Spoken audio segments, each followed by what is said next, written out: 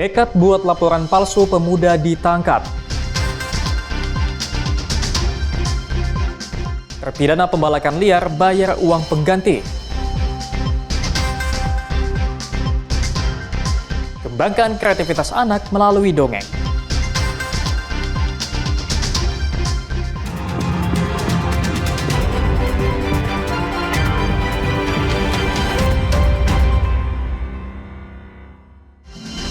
Halo, selamat pagi saudara. Kompas Sumut hari ini hadir dengan beragam informasi penting dan menarik dari Sumatera Utara. Selain 3 sorotan tadi, sejumlah informasi lain akan kami sajikan dalam Kompas Sumut. Bersama saya Emir Syapurba, inilah Kompas Sumut selengkapnya di Kompas TV, independen terpercaya.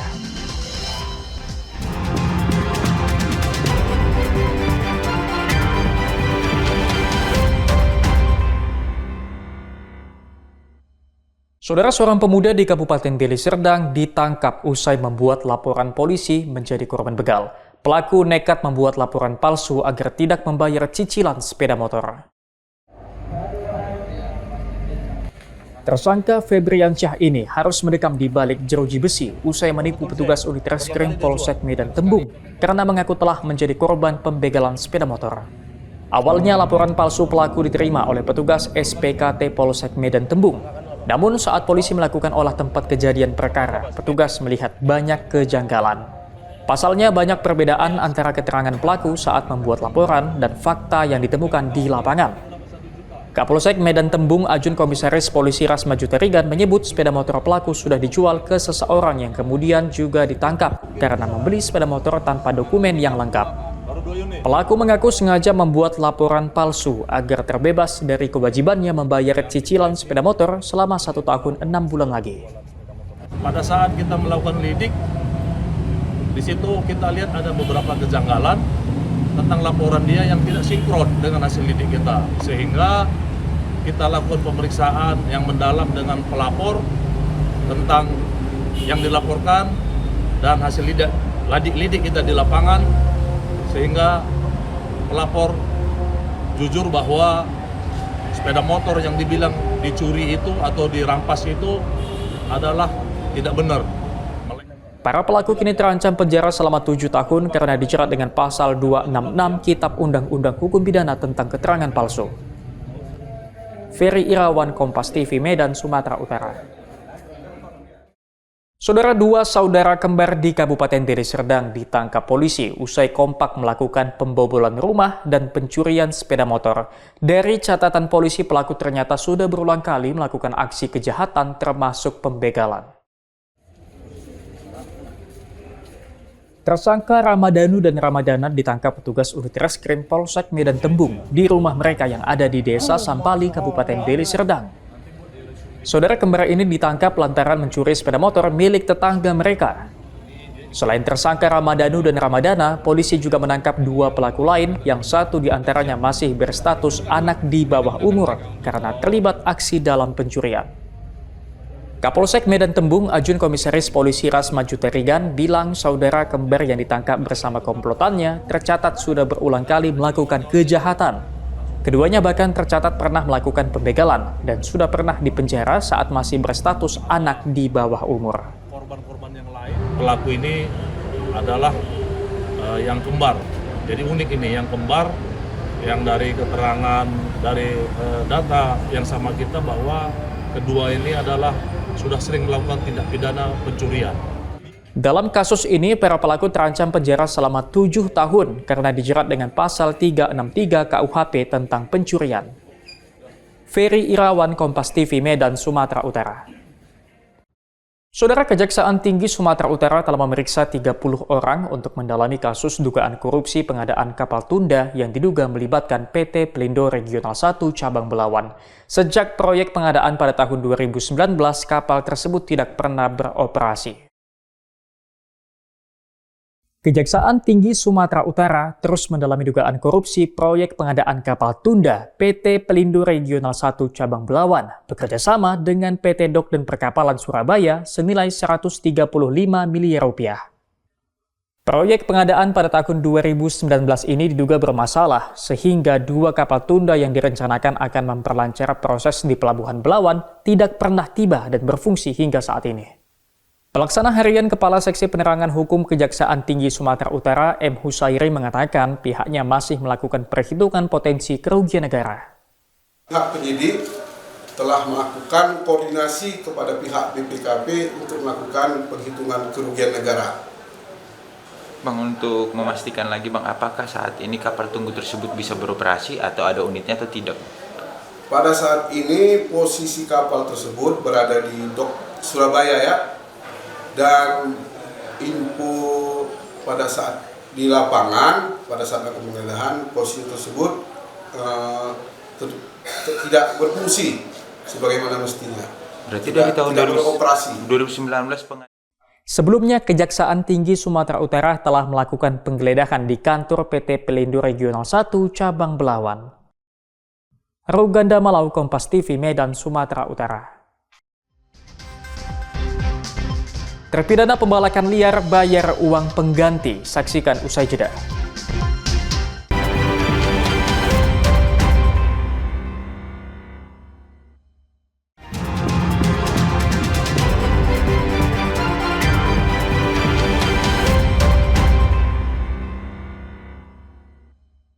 Masih bersama saya Emir Syapurba dalam Kompas Sumut. Saudara, terpidana pembalakan liar Adeline Lis membayar uang pengganti 105 miliar rupiah dan 2,9 juta dolar Amerika. Penyelesaian uang pengganti perkara korupsi ini sebagai upaya pemulihan keuangan negara oleh Kejaksaan. Kejaksaan Sumatera Utara melakukan eksekusi uang pengganti atas kerugian negara dalam kasus pembalakan liar di Kabupaten Mandailing Natal dengan terpidana Adeline Lis. Terpidana Adeline Lis melalui keluarganya melunasi uang pengganti sebesar 105 miliar rupiah dan 2,9 juta dolar Amerika. Uang pengganti ini akan disetorkan ke kas negara sebagai bentuk penerimaan negara bukan pajak. Kepala Kejaksaan Tinggi Sumatera Utara, Harli Siregar, dalam keterangannya menyatakan pelunasan uang pengganti tidak mencapai 119 miliar rupiah sesuai keputusan MA. Sebab Adeline Lis telah menjalani hukuman pidana subsidiar kurungan penjara sejak tanggal 7 April, sehingga hanya membayar uang pengganti sebesar 105 miliar rupiah dan 2,9 juta dolar Amerika. Pidana subsidiar yang sudah dijalani adalah 149 hari. Dari 7 April sampai 2 September, sehingga total uang pengganti 105.857 juta 244.282 rupiah ditambah dengan 2,9 juta US yang kami bacakan tadi. Adeline Lis merupakan terpidana kasus korupsi serta tindak pidana kehutanan secara bersama-sama dan berlanjut. Pada tahun 2008, Mahkamah Agung memvonis Adeline dengan hukuman penjara selama 10 tahun dan denda 1 miliar rupiah, subsidiar 6 bulan kurungan, serta membayar uang pengganti 119 miliar rupiah dan 2,9 juta dolar Amerika, subsidiar 5 tahun kurungan. Meski diputus tahun 2008, Adeline Lis baru menjalani masa tahanan pada tahun 2021 setelah sebelumnya sempat menjadi buronan. Ruganda Malau, Kompas TV, Medan, Sumatera Utara. Saudara, rumah kos di kawasan Polonia, Medan digerebek polisi. Kos-kosan di kawasan padat ini dijadikan sarang narkoba dan perjudian.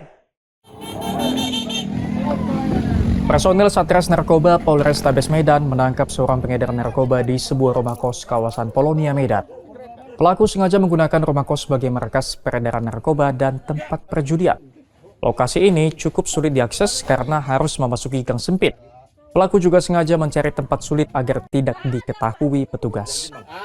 Dari rumah kos, polisi temukan sejumlah barang bukti berupa bekas alat hisap sabu dan judi tembak ikan. Kasatres Narkoba Polrestabes Medan AKBP Tommy Arwan bilang lokasi ini meresahkan warga. Kedepannya lokasi ini jadi atensi kepolisian. Atau di tempat ini kita mengamankan beberapa bukti terkait dengan peredaran gelap narkoba, antara lain poketan sabu dan juga bong yang digunakan untuk alat pemakaian sabu. Dan Adapun peran pelaku yang kita amankan pada kesempatan gerebek sarang narkoba ini, satu merupakan penjual narkoba, yang kedua pemilik kos-kosan yang dijadikan tempat untuk melakukan penjualan narkoba, dan juga satu perempuan yang berperan untuk menyewakan alat bong. Kini polisi masih memburu seorang pemasok narkoba yang merupakan rekan pelaku. Ferry Irawan, Kompas TV, Medan, Sumatera Utara. Saudara, Polres Tanah Karo menangkap pelaku perampokan dan pembunuhan di kota Brastagi. Pelaku nekat melakukan aksinya karena tekanan ekonomi dan untuk biaya persalinan istri pelaku. Inilah visual amatir saat petugas mengamankan pelaku perampokan dan pembunuhan terhadap seorang pemilik kios di lokasi wisata Brastagi. Pelaku berinisial WR mengaku awalnya hanya berniat mengambil barang berharga milik korban. Namun karena korban berteriak, pelaku langsung menghabisi korban. Kapolres Tanah Karo menjelaskan penangkapan pelaku ditangkap di rumah orang tuanya di Kecamatan Palipi, Kabupaten Samosir. Ya, kalau menurut keterangan tersangka itu dia motif ekonomi. Dia ke sana itu bukan untuk membunuh, tetapi untuk membobol warung yang sudah tutup. Tapi karena ada warung tersangka itu masih buka, kios masih buka, nah dia punya pemikiran berubah pemikirannya. Dia mau mencuri, merampok yang ada di warung yang itu. Pelaku sendiri hingga kini masih terus menjalani pemeriksaan dan terancam hukuman penjara seumur hidup. Hendri Setiawan, Kompas TV, Karo, Sumatera Utara. Kembangkan kreativitas anak melalui dongeng. Saksikan usai jeda.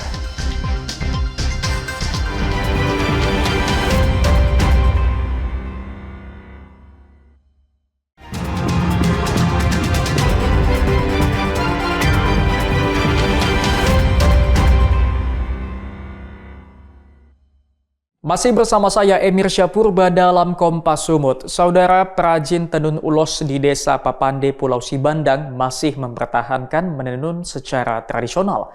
Para penenun ini juga masih menggunakan pewarna alami.